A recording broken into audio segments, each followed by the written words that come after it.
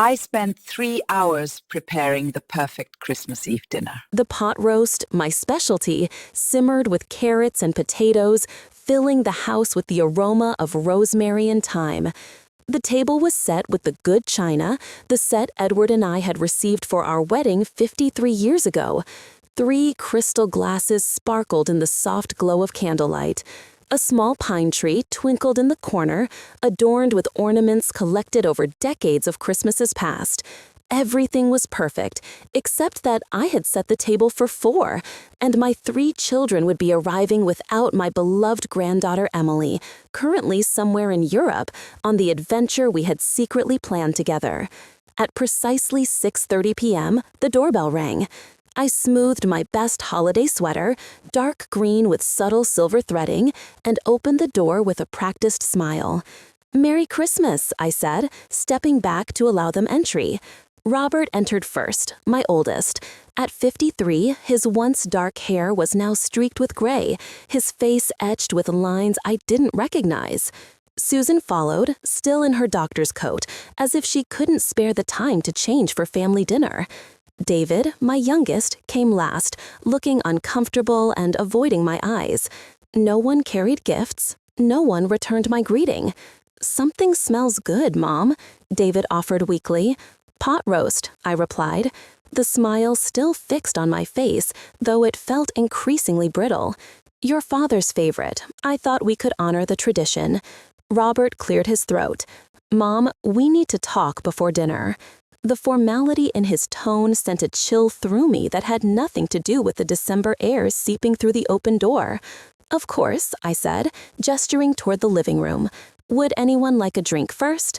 "This isn't a social call, Mother," Susan said, her doctor voice firmly in place, the one she used with difficult patience. I was suddenly acutely aware of being categorized as a problem to be solved. We settled in the living room, the 3 of them perched on the edge of my sofa like birds ready to take flight.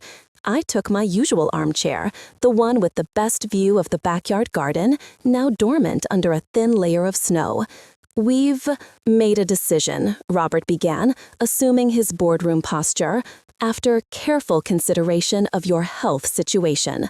"My health situation?" I interrupted. "You mean the mild stroke I had 6 months ago from which I've fully recovered?" Susan shook her head. "Not fully, Mom. You have mobility issues, cognitive concerns that you may not be fully aware of." "I'm perfectly aware of my faculties, Susan," I said, my voice sharper than intended. "I still drive. I still manage my own finances. I submitted and edited an entire manuscript this year." "That's part of the problem," Robert interjected. "These hobbies are distracting you from focusing on your health. You're not as young as you think, Mom." At 78, I was acutely aware of my age. Every morning my joints reminded me. Every night the silence of an empty house reminded me. But I had adapted, persevered, found purpose again in the pages of the novel I'd secretly worked on for 2 decades. "We've found a place for you." David finally spoke, his voice soft with what sounded like genuine concern. "Sunrise Valley. It's really nice, Mom. Professional care, activities, people your own age." The words hung in the air like poisonous gas. I struggled to breathe. "You want to put me in a nursing home on Christmas Eve?" My voice sounded distant to my own ears. Robert had the decency to look uncomfortable. The timing isn't ideal, but they had an opening, and we all happened to be in town. "How convenient for you," I said, ice forming around each syllable. "It's for your own good," Susan insisted. "After that fall last month, I tripped on a loose rug," I countered, "which I've since removed." "Mom," David leaned forward, his eyes pleading. "We're worried. You're alone here. What if something happens and no one is around to help?" I wanted to remind him that if they visited more than twice a year, perhaps I wouldn't be so alone. I wanted to tell Susan that if she called more than once a month, maybe she would know that I'd joined a water aerobics class and a book club. I wanted to ask Robert if this sudden concern had anything to do with the developer who'd been leaving offers in my mailbox to buy my property. Instead, I looked at their faces, these adults who had once been the center of my universe. and saw the decision was already made. My bags were probably already packed. Robert had a key, after all. "May I at least finish preparing Christmas dinner?" I asked quietly. Robert checked his watch. "We're expected at sunrise by 8. They're holding the room for you." I stood, carefully, using the cane I resented but needed since the stroke. "I see. Then I suppose I should get my coat." As I moved toward the hall closet, my eyes caught the corner of an envelope peeking out from beneath a book on my writing desk. The letter from the Wellington Literary Prize Committee informing me that my historical novel, published under a pseudonym, had won not only critical acclaim, but a $10 million prize. The announcement would air nationally on Christmas morning. I had planned to share my secret success over Christmas dinner, to surprise my children with the news that their mother, old, fragile Margaret Wilson, had achieved her lifelong dream.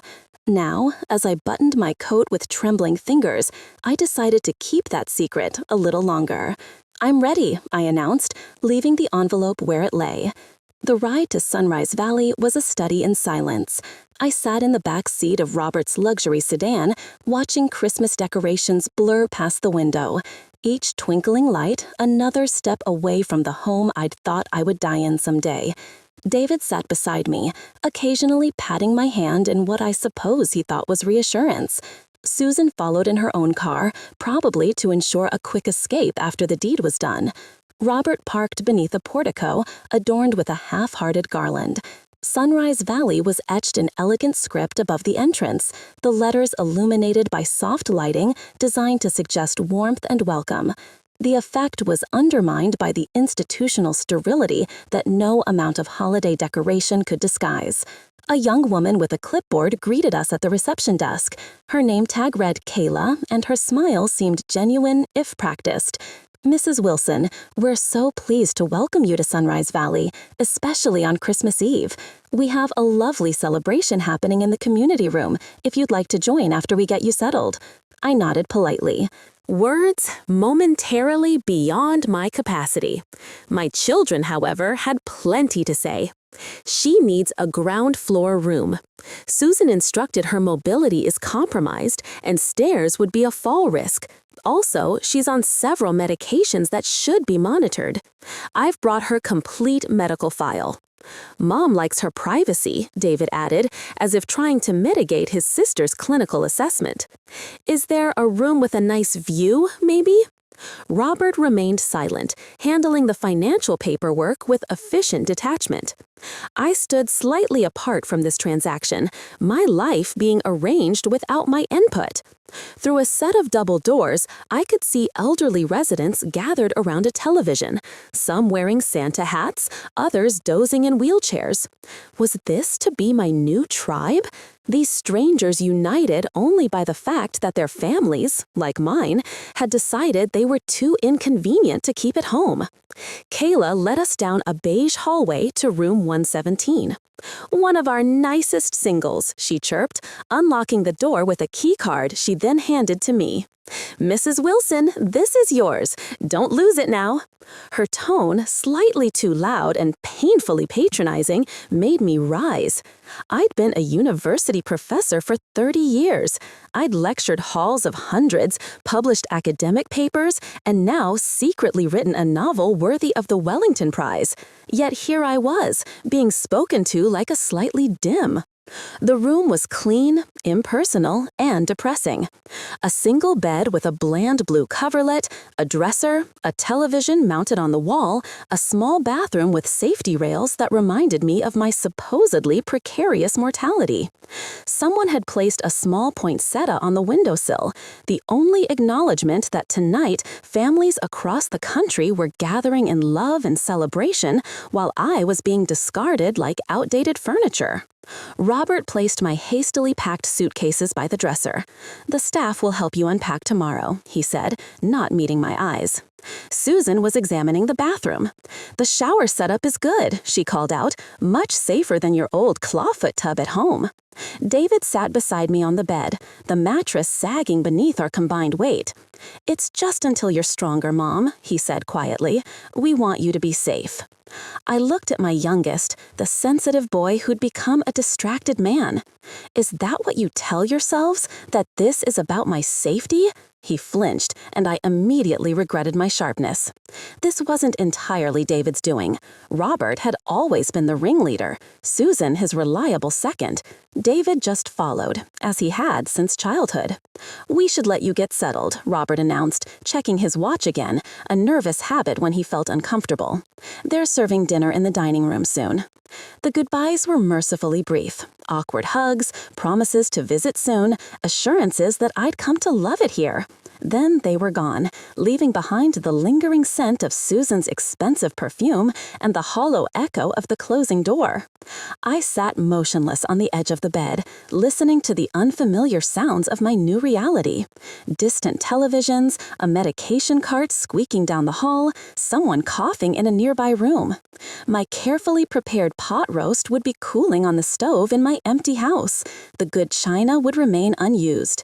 The carefully wrapped gifts for my children would sit beneath the tree, unopened, tears pressed hot behind my eyelids, but I refused to release them. I hadn't cried when Edward died 5 years ago, standing strong for my children. I hadn't cried when the doctor confirmed the stroke, focusing instead on recovery. I wouldn't cry now, abandoned on Christmas Eve. Instead, I methodically unpacked one suitcase, arranging toiletries in the small bathroom, placing the framed photo of Emily on the nightstand, hanging my robe on the back of the door. Small acts of ordinary life that somehow made this sterile room minutely more mine. When a staff member knocked announcing dinner was being served, I declined politely. Food was beyond me tonight. Instead, I changed into my nightgown, took my evening medications, and slipped beneath unfamiliar sheets. Tomorrow was Christmas. Tomorrow, the nation would learn about Margaret Wilson, the septuagenarian first-time novelist who'd captured the Wellington Prize. Tomorrow, my children would turn on their televisions and discover what they had thrown away. The thought brought me joy. Only a hollow ache where family love should have been. As sleep finally claimed me, I wondered if Emily, wandering through European Christmas markets, as we'd planned during our secret meetings, would somehow see the broadcast and understand why her grandmother wasn't answering the phone this Christmas. I woke disoriented, momentarily confused by the unfamiliar ceiling and the antiseptic smell that was decidedly not home. The events of Christmas Eve crashed back with cruel clarity. My children, the nursing home, abandonment disguised as concern. The bedside clock read 7:15 a.m., Christmas morning. For a moment, I allowed myself to remember other Christmas mornings. Robert and Susan racing downstairs in footy pajamas, David toddling behind, Edward making his famous pancakes. Later, Emily's delighted gasps at the carefully chosen books I'd wrapped for her each year. A gentle knock interrupted my reminiscence. "Good morning, Mrs. Wilson. Merry Christmas." A cheerful aide I hadn't met yesterday entered with a tray. "I'm Denise. Thought you might like breakfast in your room, being your first morning and all." Her kindness, unexpected and undeserved, brought a lump to my throat. "Thank you, Denise. That's very thoughtful." "Just doing my job, hun." She set the tray on a rolling table and positioned it over my lap. "We've got a nice Christmas program starting at 9 in the community room. Carols, little gifts, even a Santa for those with visiting grandkids." She glanced around the empty room. "Your family coming by today?" I focused on buttering my toast. I wouldn't expect so. Denise's expression softened with understanding that made me want to crawl under the covers. "Well, sometimes the holidays are complicated, but you won't be alone. We're all family here at Sunrise." The platitude, though well-meaning, scraped against my raw emotions. Family didn't abandon you on Christmas Eve. Family didn't sign papers transferring responsibility for your care to strangers. Family didn't. "Would you like the television on while you eat?" Denise asked, interrupting my bitter thoughts. "The Christmas parade is starting soon." "Yes, thank you," I replied, grateful for the distraction. She turned on the modest wall-mounted screen, found the parade broadcast, and adjusted the volume. "Just press your call button if you need anything, Mrs. Wilson. I'll come back for your tray in a bit." After she left, I nibbled half-heartedly at breakfast while watching dancers and floats process down a street somewhere warm and sunny. The forced cheer of the commentators grated on my nerves, but the alternative was silence and my own thoughts, a worse prospect. At 8:30 a.m., the parade coverage was interrupted by a special announcement. My heart began to race. "We're cutting away briefly for an exclusive interview," the host explained. "Literary lovers have been speculating for weeks about the mysterious winner of this year's Wellington Prize. The prestigious award carries not only critical acclaim, but a $10 million endowment, one of the largest in literary awards. This year's recipient has finally been revealed, and the story is remarkable." The screen cut to footage recorded last week, me sitting in my living room, wearing my best blue dress, looking far more composed than I felt. The network had been kind enough to send a makeup artist who had somehow minimized my wrinkles and age spots, giving me a dignified glow that belied my 78 years. Margaret Wilson, the voiceover continued, a retired literature professor, spent 20 years secretly writing her debut novel, Echoes of Silence, the sweeping historical epic that has captured readers' imaginations and critics' praise worldwide. The camera zoomed in on my face as I answered the interviewer's question about my writing process. "I wrote in the early mornings before dawn," my recorded self explained. "After my husband died, I found those quiet hours were when I could hear my characters most clearly. For 20 years, it was my secret garden, a world only I could enter. Sharing it now feels both terrifying and exhilarating." "And the $10 million prize," the interviewer prompted. "Any plans for that unexpected windfall?" My on-screen smile was gentle. "I plan to establish a literacy foundation for seniors. Reading and writing saved me from despair after widowhood. I want others to discover that same lifeline." A pause then. "And of course, I've set aside portions for my family, especially my granddaughter Emily, who encouraged me to submit the manuscript when I'd nearly lost my nerve." I turned off the television, my hands trembling slightly. By now, my children would be seeing this broadcast. Robert, who habitually watched morning news with his coffee. Susan, who kept a television in her kitchen for background noise while preparing breakfast for her family. David, who might still be sleeping after Christmas Eve, but would certainly hear from the others. Their mother, old, frail, cognitively compromised, according to Susan's assessment, was now a celebrated author and millionaire. The mother they had discarded at a nursing home like unwanted furniture was suddenly newsworthy, valuable, worth keeping around perhaps. My bitter thoughts were interrupted by a commotion in the hallway, raised voices, hurried footsteps. "Ma'am, visiting hours don't start until 10. I'm her son. This is an emergency. Sir, please, you need to sign in." My door burst open. Robert stood there, still wearing what appeared to be pajama bottoms under his hastily donned coat, hair uncombed, eyes wild. "Mom," he said, breathing hard, "we saw the interview. Why didn't you tell us? We need to get you home right away." Behind him, a flustered nurse was calling for security. Over his shoulder, I could see Susan rushing down the hallway, still in her robe, David trailing behind her like a confused puppy. In that moment, looking at my son's face, transformed by the knowledge of my newfound wealth, something crystallized within me, a clarity as sharp as broken glass. I straightened my spine and met his gaze directly. "Visiting hours start at 10, I said calmly. "Please respect the rules of my new home, the one you so carefully selected for my well-being just last night." Robert's face cycled through emotions with comical rapidity, shock, confusion, calculation, and finally a strained approximation of contrition. "Mom, there's been a terrible misunderstanding," he said, lowering his voice as a security guard appeared behind him. "We were worried about you, but obviously we didn't have all the information. Mrs. Wilson, are these people bothering you?" The security guard, a solidly built man with kind eyes, directed his question to me. "Not my children." a small courtesy that didn't escape my notice. "These are my children," I explained, smoothing the blanket across my lap, who seemed to have forgotten the visiting hours they were clearly informed of last night. Susan pushed past Robert, her doctor's authority evident in her posture. "We're her immediate family. Surely that grants some flexibility with visiting hours, especially on Christmas." The guard remained unmoved. "Policy is policy, ma'am. If you'd like to wait in the visitor's lounge until 10, you're welcome to do so." "This is ridiculous," Susan huffed. "Mother, tell them you want to see us." All three of my children stared at me expectantly, their expressions a blend of impatience and newly discovered respect. Just yesterday, I had been an inconvenient burden. Today, with 10 million reasons to reconsider, I was suddenly worthy of their undivided attention.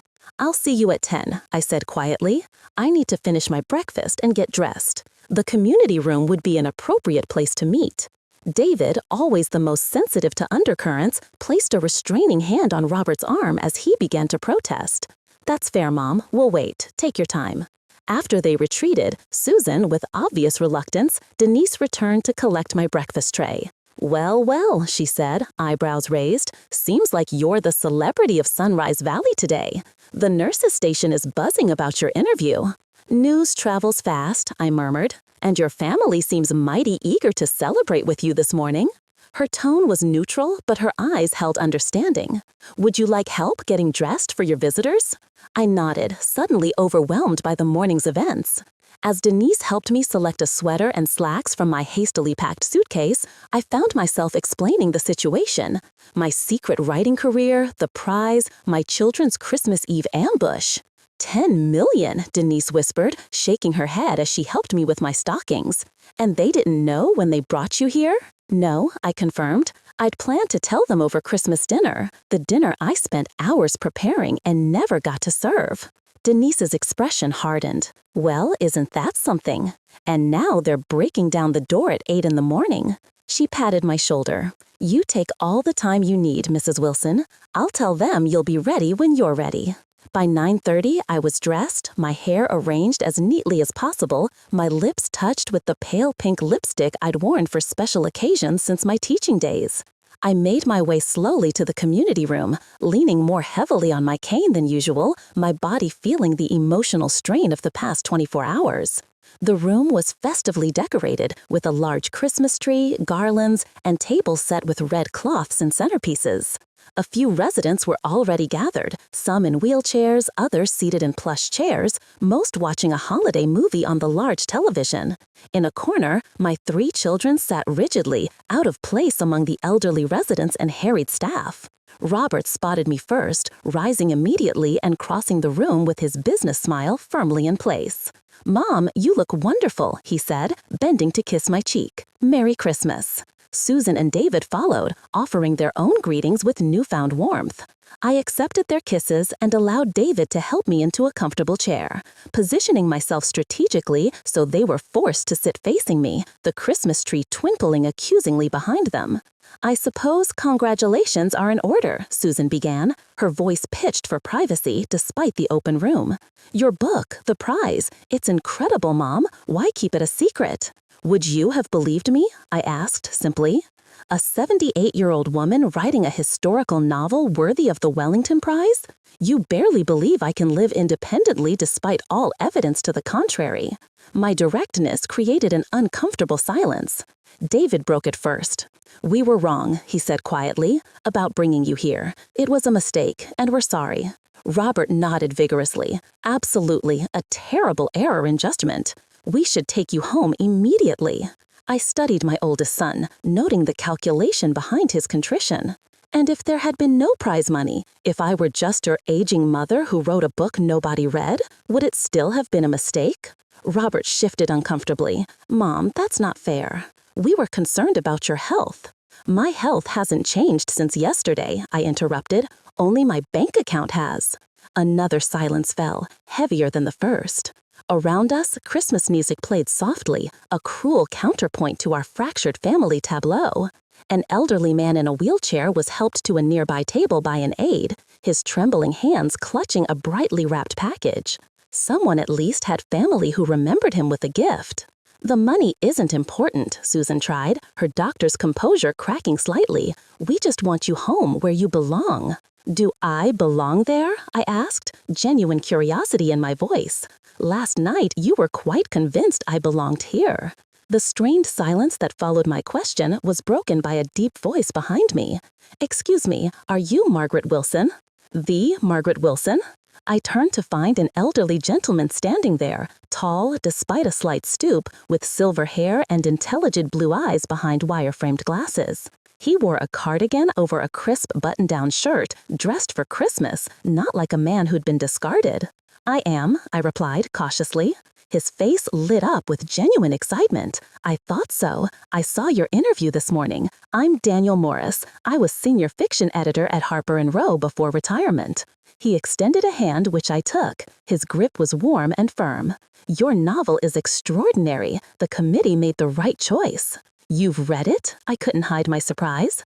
Twice, he confirmed. I requested an advanced copy when the shortlist was announced. The way you handled the immigrant experience during the labor movement, masterful, reminded me of Dr. I at his best, but with a distinctly feminine perspective. For the first time since arriving at Sunrise Valley, I felt a spark of genuine pleasure. Not the bitter satisfaction of seeing my children squirm, but the pure joy of discussing my work with someone who truly understood it.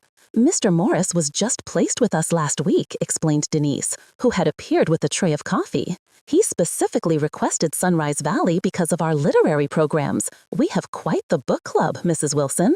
My children watched this exchange with poorly concealed impatience. Robert cleared his throat loudly. Mom, we should really discuss getting you home today, preferably. I'm sure they'll need your room for another patient. Daniel raised an elegant eyebrow. Leaving so soon? That would be a tremendous loss for our book club. He turned to me with a conspiratorial smile. I was hoping you might consider leading a discussion of your novel once the residents have had a chance to read it. We have several former academics here who would be thrilled. Before I could respond, Susan interjected. Our mother won't be staying. There's been a misunderstanding. She doesn't require this level of care. Daniel's expression remained pleasant, but something knowing flickered in his eyes. I see. Christmas Eve admission, Christmas Day discharge. Quite the efficient medical recovery. The barb, delivered with impeccable politeness, landed precisely. Susan flushed. David studied his shoes, and Robert's jaw tightened. Mr. Morris, I said, making a split-second decision. I'd be honored to lead that book discussion, perhaps in the new year. Mother, Susan hissed, what are you saying? I turned to my children, who were staring at me with varying degrees of disbelief. I'm saying that I'm not leaving today. That's absurd, Robert sputtered. This place is for people who need assistance. You've just proven you're completely capable. Yesterday, you insisted I wasn't, I reminded him. Which is it, Robert? David leaned forward. Mom, we made a mistake. We're trying to fix it. Some mistakes can't be fixed with a simple apology, I said, softening my tone for my youngest. Some require more meaningful amends. If this is about the money, Robert began, his business negotiation voice taking over, we understand you're upset, but punishing yourself by staying in this facility isn't the answer. Daniel, who had been observing our exchange with quiet interest, spoke up. If you'll excuse my intrusion, Mrs. Wilson isn't punishing herself by staying here. Sunrise Valley has quite a respectable community. Many residents choose to be here despite having other options. Exactly, I agreed, warming to Daniel's support. And as it happens, I'd like some time to consider my options. The prize money opens possibilities I hadn't previously considered. A bell chimed softly, signaling the start of the Christmas program. Around us, residents were being wheeled or escorted to seats facing a small stage area where a staff member dressed as Santa Claus was arranging gift bags.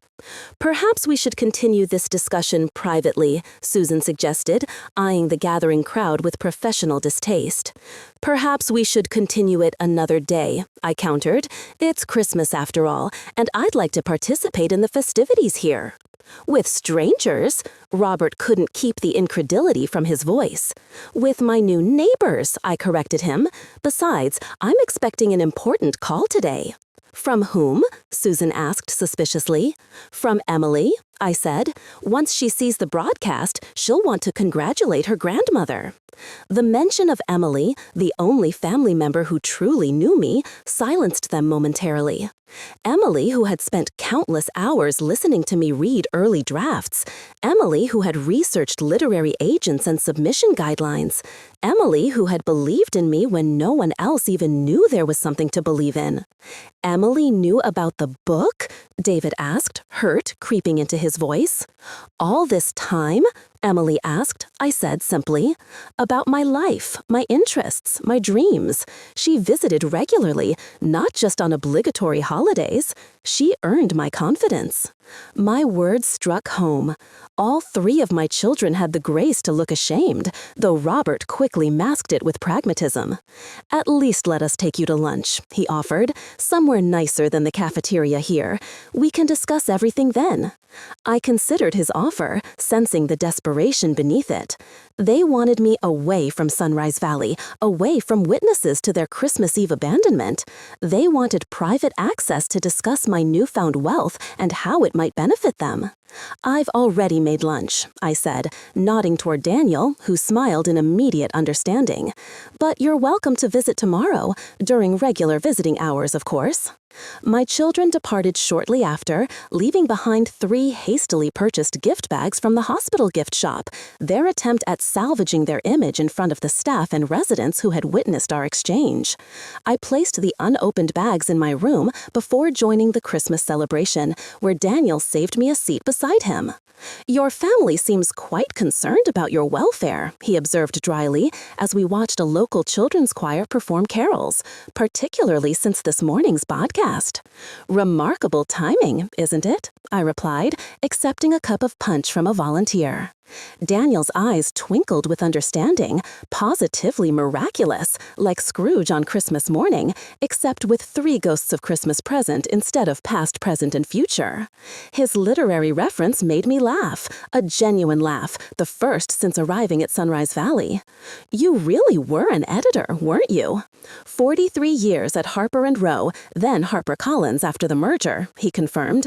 Retired 8 years ago when reading manuscripts began requiring 3 different pairs of glasses. Now I only read for pleasure. And you really read my book twice? He repeated. The first time as a reader, swept away by the narrative. The second time as an editor, marveling at the technical craftsmanship. You must have been an extraordinary professor, Margaret. Maggie, I corrected him, surprising myself. No one had called me Maggie since Edward died.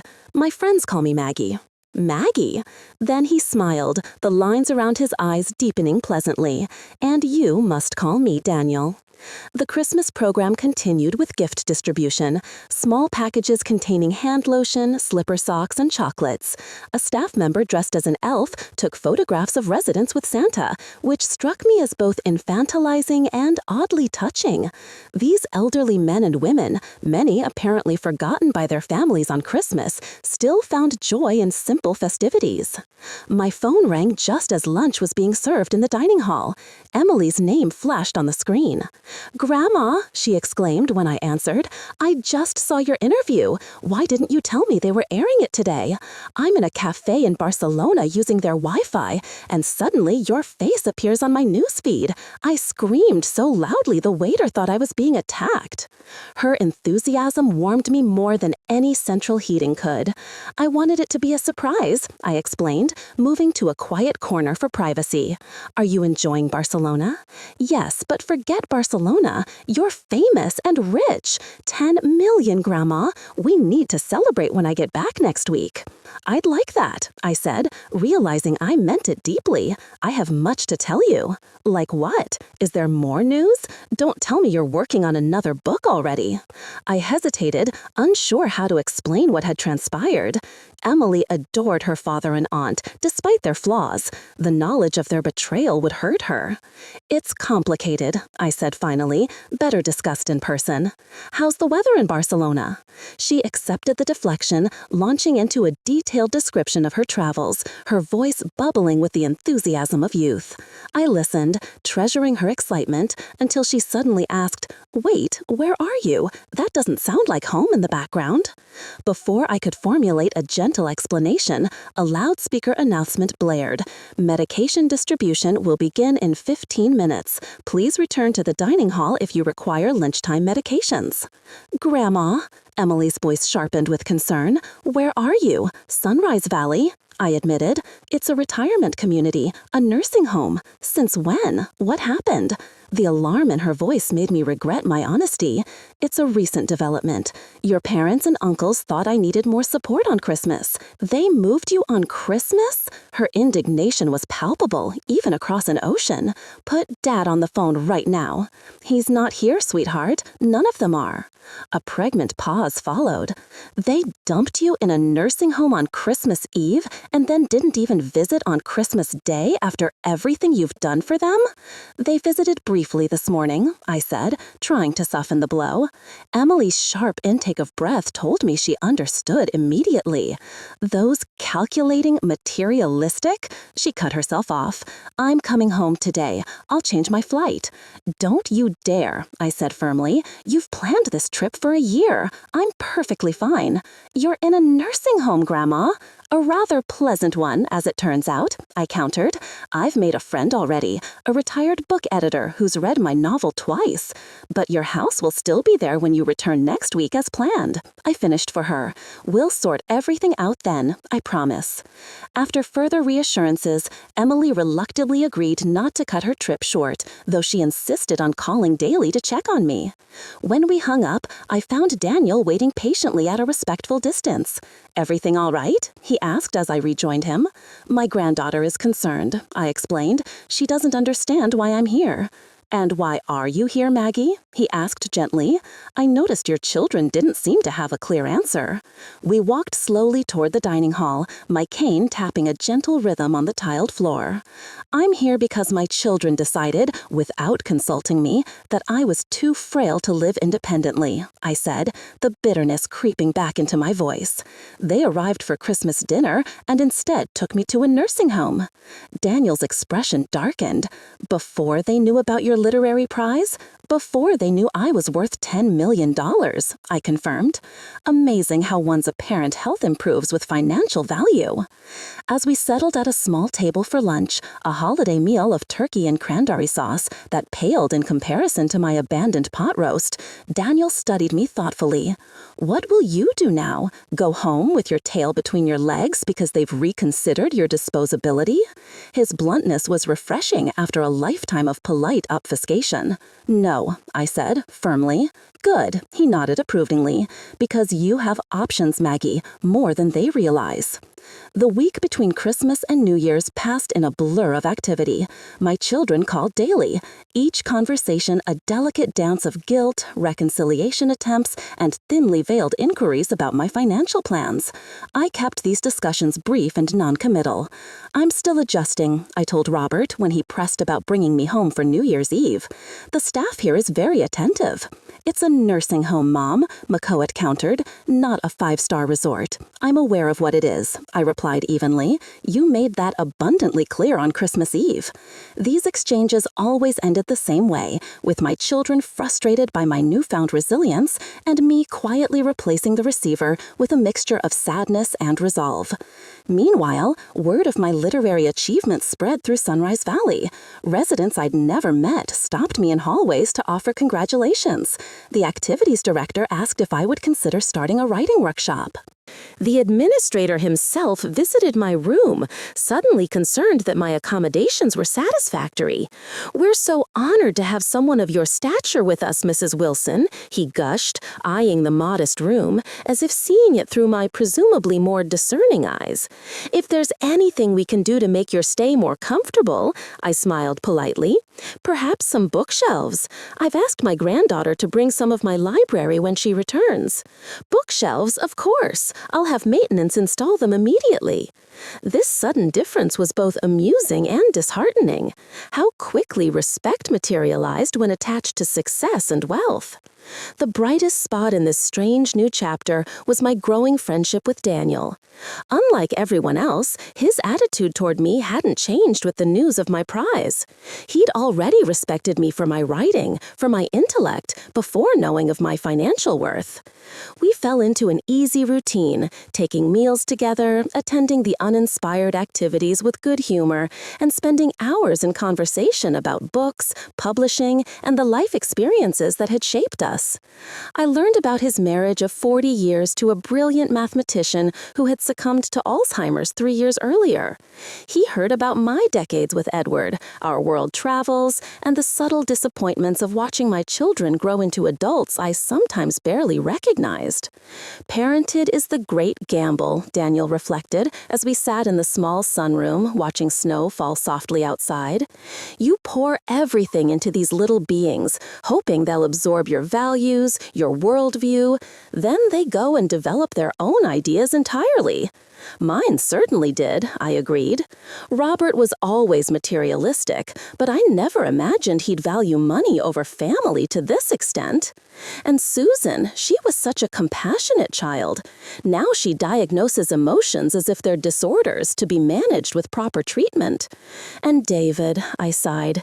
David always followed the path of least resistance. If Robert and Susan jumped off a cliff, he asked about the water depth below. Daniel finished with a chuckle. On New Year's Eve, Sunrise Valley organized a modest celebration. Sparkling cider, paper hats, and a television tuned to the Times Square countdown. Most residents were asleep well before midnight, but Daniel and I remained in the community room, watching the glittering ball descend amid the crowd of revelers. "What will your resolution be?" he asked as we sipped our cider from plastic champagne flutes. I considered the question seriously. "To live deliberately," I said finally. "No more going along to keep the peace. No more sacrificing my needs for people who don't appreciate the sacrifice." "A worthy resolution," he approved, "though I suspect you were already heading in that direction when your novel won." "Perhaps," I acknowledged. "The prize gave me confidence, but the abandonment gave me clarity. What about you? Any resolutions?" Daniel's eyes, bright with intelligence and something warmer, held mine to recognize good fortune when it appears, even in unlikely places. As the countdown reached 0 and 2023 arrived with manufactured fanfare on the television screen, Daniel raised his plastic glass to mine. "To new beginnings, Maggie." "To new beginnings," I echoed, feeling a flutter of something I hadn't experienced in years. Possibility. Emily returned on January 2nd, bursting into my room at Sunrise Valley like a whirlwind of righteous indignation. She embraced me fiercely before pulling back to examine me, as if expecting to find visible damage from my children's betrayal. "You look good, Grandma," she said, sounding almost disappointed not to find me in worse condition to fuel her anger. "But you shouldn't be here." "It's not so bad," I assured her, gesturing for her to sit. "I've made friends." "Dad says you refuse to come home. Is that true?" I nodded, studying my granddaughter's face. So young, so certain that every problem has a clear solution. "I'm not ready yet because you're punishing them," she deduced, "making them suffer for what they did. Is that what your father told you?" Emily shook her head. "He gave me some nonsense about you being confused and suddenly attached to this place. I know better." She took my hands in hers. "What they did was horrible, unforgivable even. But this isn't the answer, Grandma. You can't live in a nursing home despite them." "I'm not spiting them," I said carefully. "I'm staying because I need time to decide what I want, not what your father wants or your aunt or your uncle or even you. For the first time in decades, I have the freedom to choose my own path." Emily's expression softened as she processed her words. At 22, she was still young enough to believe in absolute solutions, but mature enough to recognize the complexity of human emotions. "So, what do you want?" she asked finally. "Surely not to live in this place forever." No, not forever, I agreed, gazing around the small room that had begun to accumulate personal touches.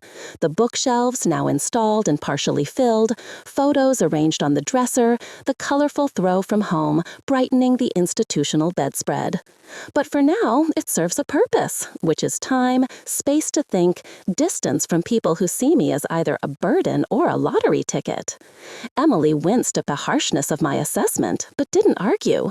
Instead, she reached for her bag and pulled out a thick manila envelope. Speaking of lottery tickets, this came to the house from your publisher. I opened the envelope to find royalty statements, press clippings, and most significantly, a check for the first installment of my prize money. The figure, $3 million, the first of 3 annual payments, seemed almost abstract, the zeros marching across the paper in neat formation. "That's a lot of money, Grandma," Emily said quietly. "Yes," I agreed. "Life-changing money. What will you do with it?" I slipped the check back into its envelope. "Some will go to the Literacy Foundation I mentioned in the interview. Some will be invested for the future. And some," I hesitated, then decided on honesty, "some will go to you." Her eyes widened. "Me? But I didn't do anything." "You believed in me," I said simply, "when I needed it most."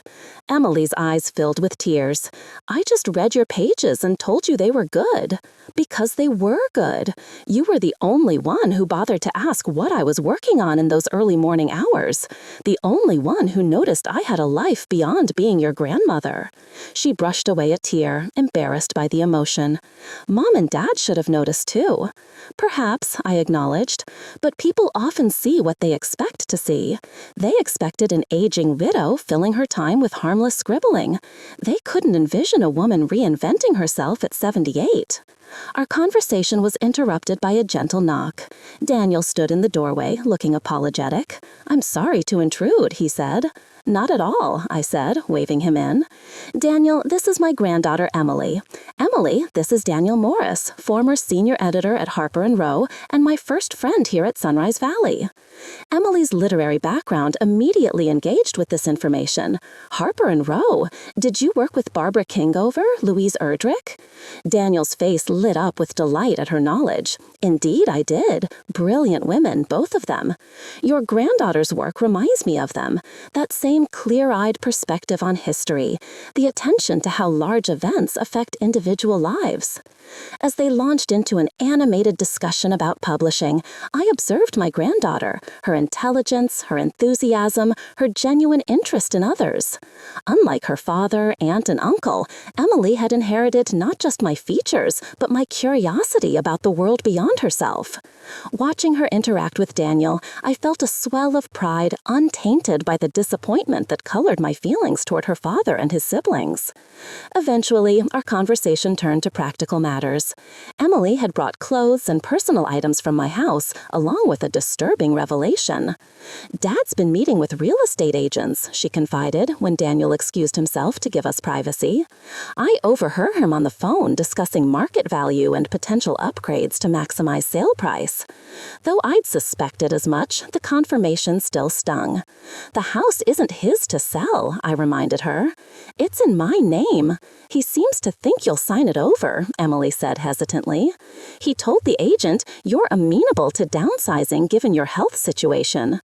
A cold anger settled in my chest.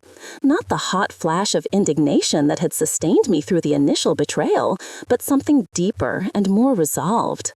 Robert had always been presumptuous, but this level of entitlement, planning to sell my home while I sat in a nursing home, crossed a line I hadn't known existed until now.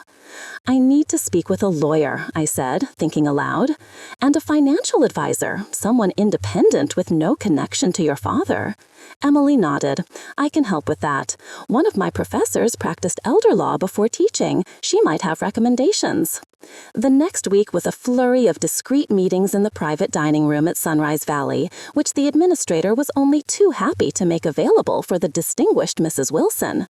My newly acquired status as a wealthy, award-winning author opened doors that would have remained firmly closed to an ordinary resident. George Patel, the financial advisor recommended by Emily's professor, reviewed my assets with professional thoroughness. The house worth considerably more than I'd realized in the current market, Edward's life insurance and our modest investments, my pension, and now the prize money and anticipated royalties. You're in an enviable financial position, Mrs. Wilson, he concluded, organizing his papers meticulously, particularly with the prize money. The question is, what do you want to do with it? Secure my independence, I said without hesitation, and ensure that no one can make decisions for me again without my consent. George nodded approvingly. A trust might be appropriate. We can structure it to support your needs while protecting your assets from undue influence. Meredith Jacobson, the elder law attorney who joined our second meeting, was a formidable woman in her 60s with a no-nonsense demeanor and a clear passion for protecting her clients. What your children did was reprehensible, she stated bluntly after hearing my story, but unfortunately not uncommon. Adult children often make unilateral decisions about their parents' care, particularly when financial interests align with those decisions. They had no legal right to place me here, I confirmed, seeking clarity. None whatsoever, Meredith agreed. You're fully competent. You have no guardian or conservator, and the mild stroke in your medical history doesn't remotely justify institutional care without your consent. The validation was surprisingly emotional. For a moment, I couldn't speak past a tightness in my throat. The question now, Meredith continued gently, is what you want going forward. Do you want to return to your home, find a new living situation, or perhaps stay here temporarily while you consider options? In the soft glow of early February sunlight, I sat on a bench in Sunrise Valley's small garden, watching a cardinal flit between snow-dusted branches. Daniel occupied the space beside me, our shoulders nearly touching, a comfortable silence between us as we contemplated the winter landscape. 6 weeks had passed since my children had abandoned me here. 6 transformative weeks of legal consultations, financial planning, and deep personal reflection. Meredith had helped me establish a comprehensive living trust, healthcare directive, and power of attorney that named Emily, not her father or aunt or uncle, as my representative should I become truly incapacitated.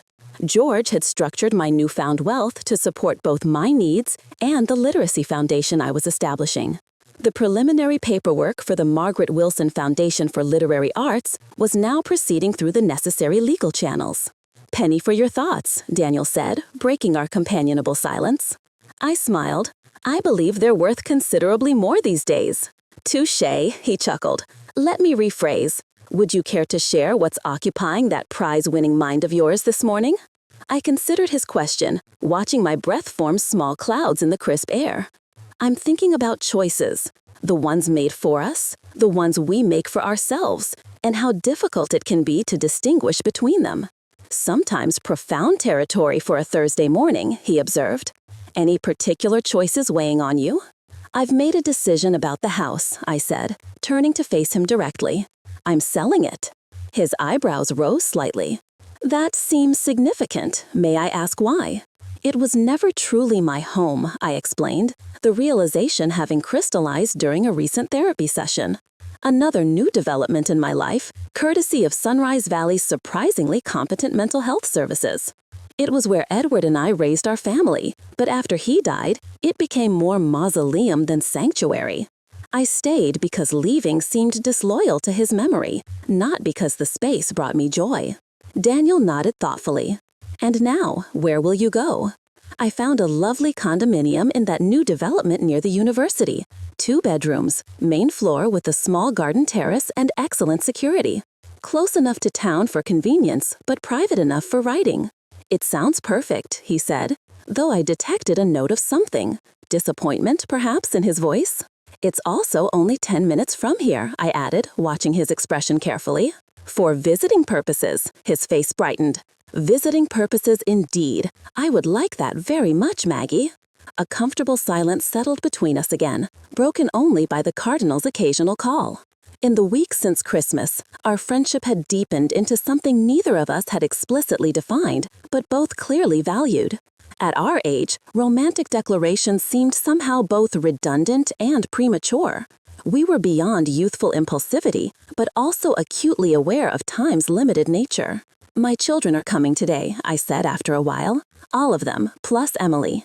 I've asked them to meet me in the conference room at noon. Daniel reached for my gloved hand, giving it a reassuring squeeze. The moment of truth, then. How are you feeling about it? Resolved, I said after consideration. Not angry anymore, not even particularly hurt. Just clear about where we stand and how we'll proceed from here. Would you like moral support? I could lurk menacingly in the hallway, glaring at them whenever they emerge. The mental image of dignified literary Daniel lurking menacingly made me laugh. Thank you, but this is something I need to do alone, though perhaps we could have dinner afterward. I suspect I'll be emotionally exhausted regardless of how it goes. It's a date, he confirmed, and neither of us pretended the word choice was casual.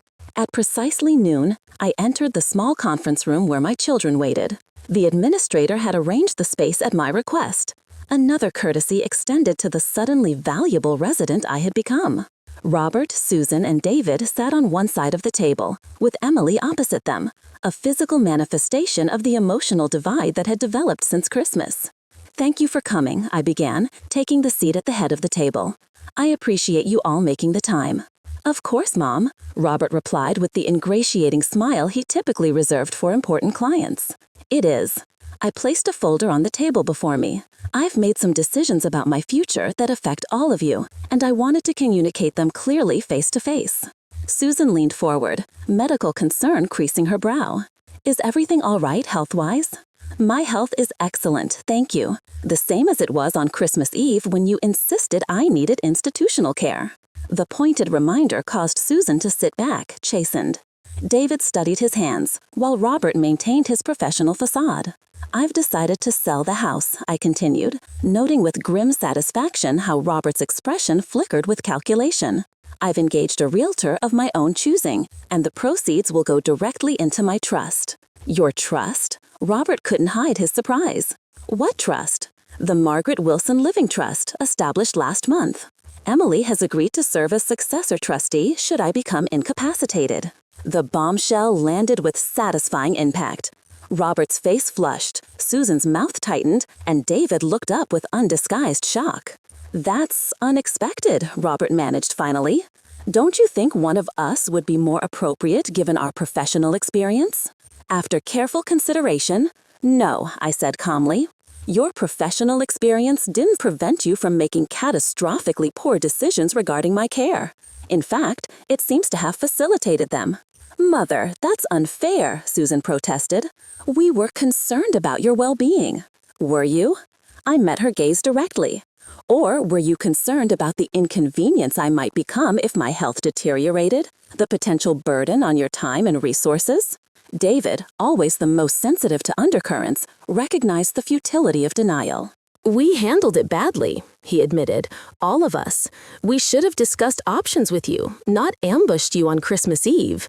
Yes, you should have, I agreed, but you didn't. And while I appreciate the acknowledgement, it doesn't change what happened or my need to protect myself going forward. Protect yourself, Robert incredulously, from your own children? From anyone who views me as either a burden to be managed or an asset to be leveraged. I opened the folder and distributed copies of a single-page document. These are the key provisions of my trust and my expectations moving forward. I suggest you review them carefully. The document before my children was deliberately concise, a distillation of the comprehensive legal framework Meredith had helped me establish. It outlined the creation of my trust, Emily's role as successor trustee, and my explicit directives regarding future care decisions.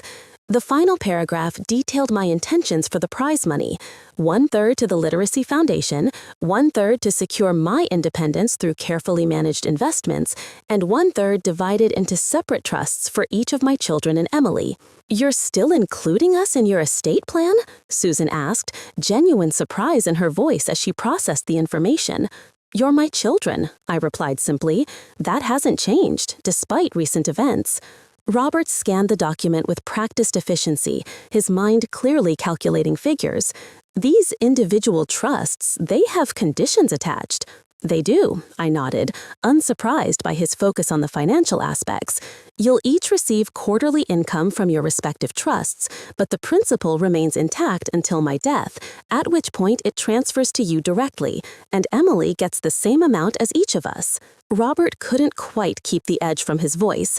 Despite being a generation removed, Emily stiffened beside me, but I placed a gentle hand on her arm. Emily gets the same amount because she's demonstrated the character and judgment I hope to encourage in all of you. This isn't about genetic proximity, Robert. It's about recognizing and rewarding the values I hold dear, which apparently don't include family loyalty, Susan muttered. On the contrary, I countered, my voice steady. Family loyalty is paramount, but it must flow in both directions. Loyalty isn't abandoning your mother at a nursing home on Christmas Eve because her care has become inconvenient. It isn't plotting to sell her home without her knowledge or consent. David's head snapped up, his gaze darting to Robert. You were planning to sell the house without telling Mom? Robert's expression hardened. I was exploring options, that's all. Given Mom's situation, downsizing made financial sense. My situation being that you thought I was broke and declining, I clarified. How quickly that assessment changed when $10 million entered the equation. An uncomfortable silence descended over the table. Emily, who had remained remarkably restrained throughout, finally spoke. I think what Grandma is trying to say is that trust, once broken, takes time and effort to rebuild. This plan gives everyone an opportunity to do that, to establish a new relationship based on mutual respect, not financial dependency or obligation. I smiled at my granddaughter, proud of her insight and maturity. Exactly. I'm not punishing you, I addressed my children. I'm creating boundaries that should have existed long ago. Where will you live if you're selling the house? David asked, the first practical question that didn't revolve around money. I've purchased a condominium near campus, I informed them. It will be ready next month. Until then, I've decided to stay here at Sunrise Valley. By choice? Susan seemed unable to comprehend this decision. But you don't need this level of care. You said so yourself. I'm not staying for the care, I explained. I'm staying because I found a community here. People who value me for my mind and spirit, not for what I can provide or what I might cost them. I didn't mention Daniel specifically, though Emily's knowing smile suggested she had observed more than I'd realized during her frequent visits. I'd like to ask something of each of you, I continued, shifting to the final phase of the conversation I'd rehearsed with my therapist. A way forward, if you're willing. They waited, varying degrees of weariness on their faces. Robert, I'd like you to serve on the board of the Margaret Wilson Foundation. Your business acumen would be valuable, and it might help you understand what I value beyond monetary worth. His expression registered surprise, followed by cautious interest. I'd be honored to consider it. Susan, I'd like you to connect the foundation with your hospital's community outreach program. The literacy initiatives for seniors could benefit from medical partnership, particularly for those with cognitive challenges. She nodded slowly, professional engagement visibly overriding personal grievance. And David, I hope you'll contribute your academic perspective to our educational programs. Your experience with university outreach would be invaluable for the scholarship components. Of course, he agreed readily, always the most amenable to reconciliation. This isn't forgiveness, I clarified, meeting each of their eyes in turn. Not yet, but it is an opportunity for all of us to build something worthwhile together, to find a new way of relating as adults with separate but interconnected lives. After they departed, subdued but not hostile, progress of a sort, Emily lingered, her expression troubled. Are you sure about staying here, Grandma, even temporarily? After what they did? I considered her question carefully. Sunrise Valley wasn't my choice initially, but it has become one. The irony isn't lost on me that in trying to discard me, your father and his siblings actually gave me an unexpected gift, freedom from the obligations and patterns that had defined me for decades. Plus, there's Daniel, Emily added, with the directness of youth. I felt a warmth rise in my cheeks that had nothing to do with the overheated conference room. Yes, there's Daniel. He makes you happy. It wasn't a question. He does, I confirmed. In a way I hadn't expected to experience again at my age, Emily smiled, the tension leaving her shoulders. Then I'm glad, even if the circumstances that brought you together were awful. Life rarely delivers its gifts in expected packaging, I observed. Sometimes the most valuable presents arrive looking like disasters. Later that evening, as Daniel and I shared dinner in the private dining room, a courtesy extended by the increasingly solicitous administrator, I recounted the meeting with my children. Not quite the dramatic confrontation one might expect, Daniel remarked, his eyes twinkling. No disinheritance, no melodramatic pronouncements, rather civilized, all things considered. Disappointingly so, perhaps. From a narrative standpoint, I agreed, with a smile, but real life rarely provides the neat resolution fiction demands. Speaking of resolutions, Daniel set down his fork, suddenly serious. I've been considering my living situation as well. My heart quickened inexplicitly. Oh, I've realized that while Sunrise Valley has its charms, chief among them the company, it's not where I want to spend my remaining years. He reached across the table, covering my hand with his. I've been looking at condominiums in that development near the university, specifically one that recently sold to a distinguished author of my acquaintance. The unit next door? I whispered, hardly daring to believe what he was suggesting. He nodded, a question in his eyes. Too presumptuous? Not at all, I assured him, turning my hand to clasp his. It seems that abandonment has led to the most unexpected discovery. What's that? That even at 78, life can offer new beginnings. That sometimes the worst day of your life, being discarded by your family on Christmas Eve, can set in motion the best chapter you never dared imagine. Daniel raised his water glass in a toast to unexpected gifts and the courage to recognize them. Too, I echoed, certain now that my children's betrayal, painful as it had been, had freed me to accept the most precious gift of all, the chance to write my own ending. The Christmas tree in my condominium stood in the corner of the living room, its lights reflecting in the floor-to-ceiling windows that overlooked the university campus. Unlike the modest pine I had decorated in solitude last year, this tree sparkled with an eclectic collection of ornaments, some from my past, others newly acquired, each representing a piece of the remarkable year that had unfolded since my children had left me at Sunrise Valley. "More eggnog, Maggie?" Daniel asked, appearing from the kitchen with 2 steaming mugs. In the 11 months since we had moved into adjoining condominiums, with a connecting door discreetly installed between our living rooms, he had become as essential to my daily existence as breathing. Not quite husband, we had both decided that formal marriage at our age seemed unnecessary, but far more than companion, partner in every sense that mattered. "Thank you," I accepted the mug gratefully, inhaling the nutmeg-scented steam. Emily just texted, "Their flight landed and they should be here in about an hour. Plenty of time to set up," Daniel observed, glancing around at the transformation our space had undergone in preparation for Christmas Eve dinner. My dining table expanded with both leaves, dominated the living area, set for 9 with my best china and crystal, salvaged from the house, now imbued with new purpose. The past year had been one of profound reinvention. The Margaret Wilson Foundation for Literary Arts had launched officially in March, already funding literacy programs for seniors in 3 states, and sponsoring a scholarship for older writers pursuing their first publication. I had completed my second novel, a contemporary story about reinvention in later life, and my publisher had enthusiastically accepted it for publication next fall. Daniel had emerged from retirement to serve as the Foundation's literary advisor, bringing decades of editorial wisdom and industry connections that proved invaluable. My relationships with my children had evolved into something I hadn't anticipated. Not the unquestioning closeness I had once craved, but a measured respect based on clearer boundaries and shared purpose. Robert had indeed joined the Foundation's board, bringing unexpected dedication to our mission once he realized I was serious about his involvement extending beyond financial oversight. Susan had connected us with her hospital's geriatric program, resulting in an innovative initiative combining cognitive health and David had helped establish university partnerships that extended our reach beyond what I had initially envisioned. None of these relationships had returned to their previous state. That wasn't possible after the breach of trust. But something new and arguably healthier had emerged from the ruins of last Christmas. We spoke more honestly now, disagreed more openly, and paradoxically understood each other better than we had when maintaining the polite fictions that had governed our interactions for decades. The doorbell rang at precisely 5 o'clock.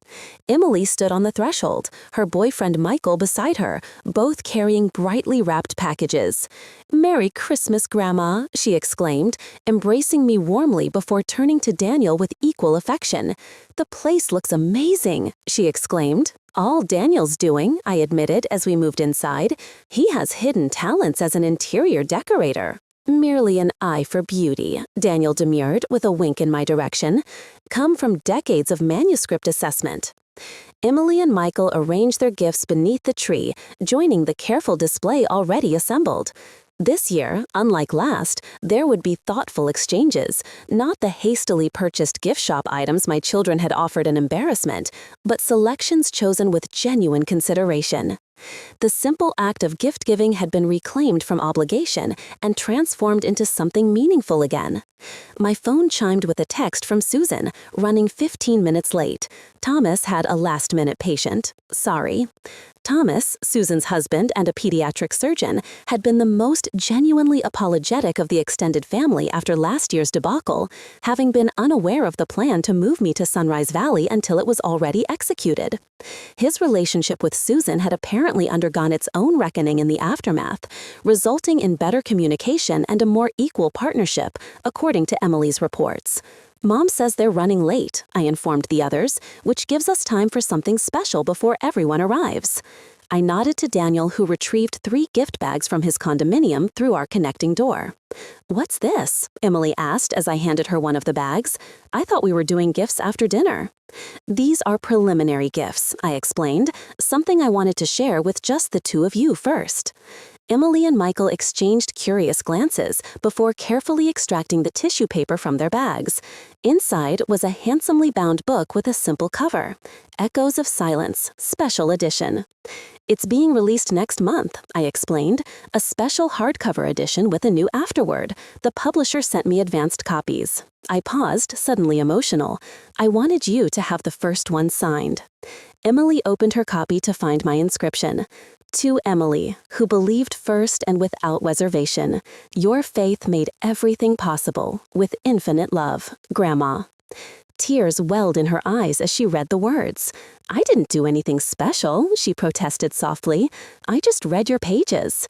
"You saw me," I corrected her, "when no one else bothered to look. That made all the difference." The doorbell rang again, heralding the arrival of David and his wife Laura. They entered with the slightly tentative air that still characterized our interactions, a carefulness born of regret and the ongoing work of rebuilding trust. "Merry Christmas, Mom," David offered, embracing me with genuine warmth.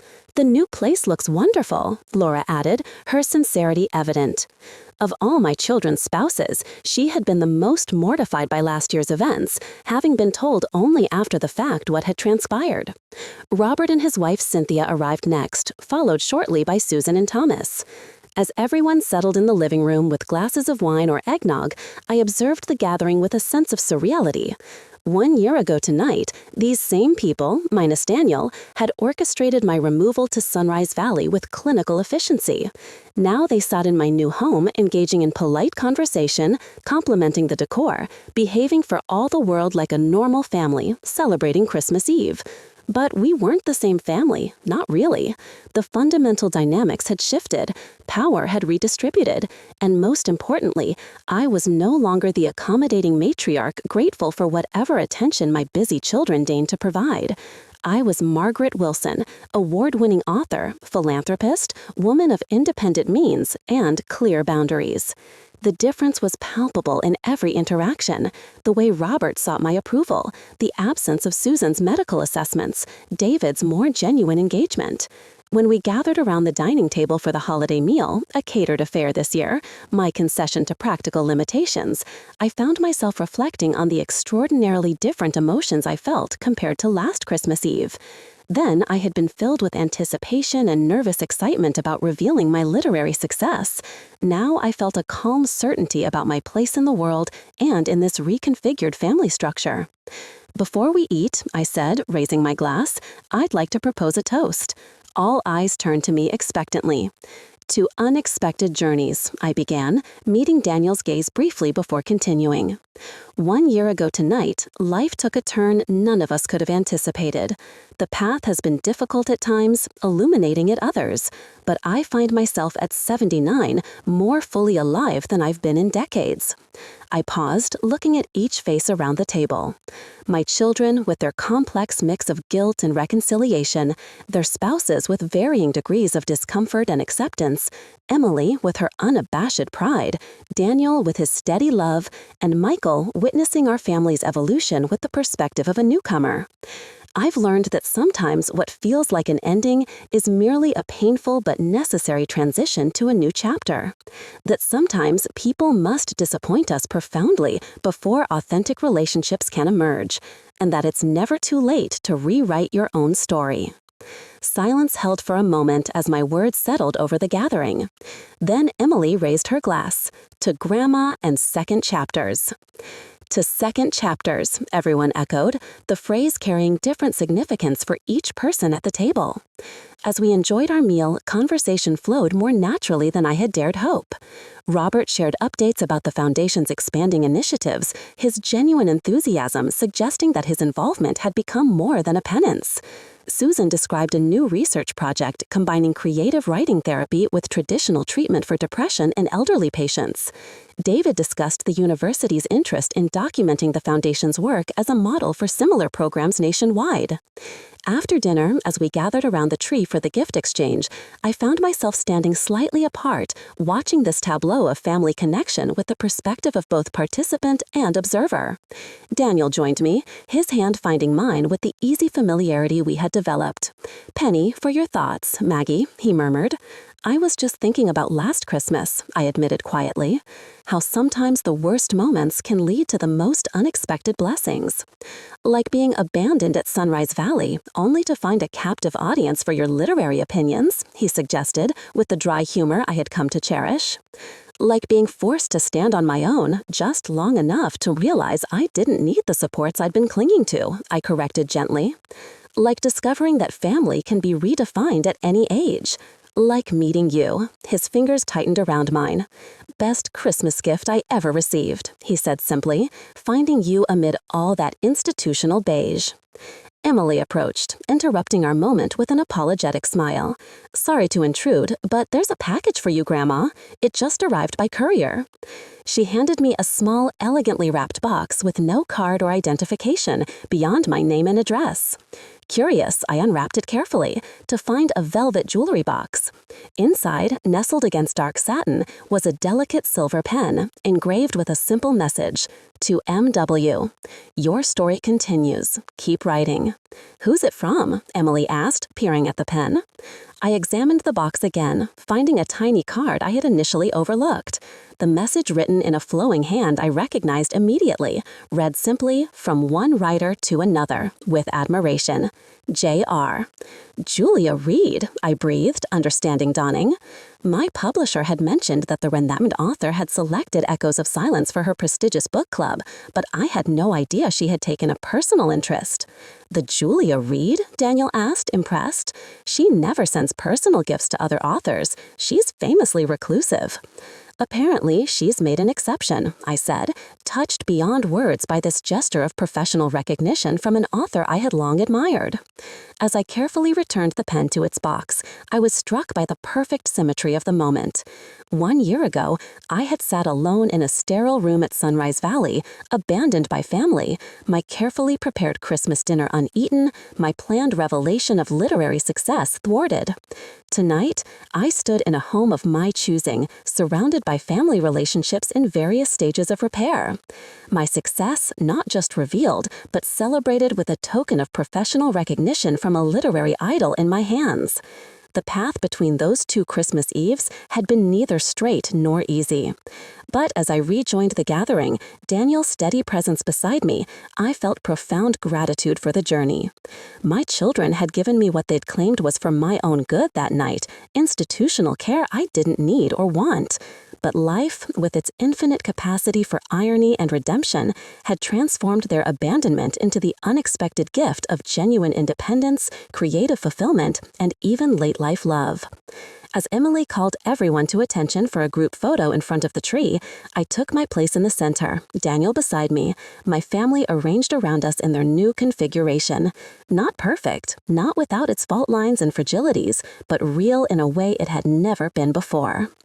"Everyone say Merry Christmas," Emily directed, raising her camera. "Merry Christmas," we chorused, and as the flash captured the moment, I thought, yes, it truly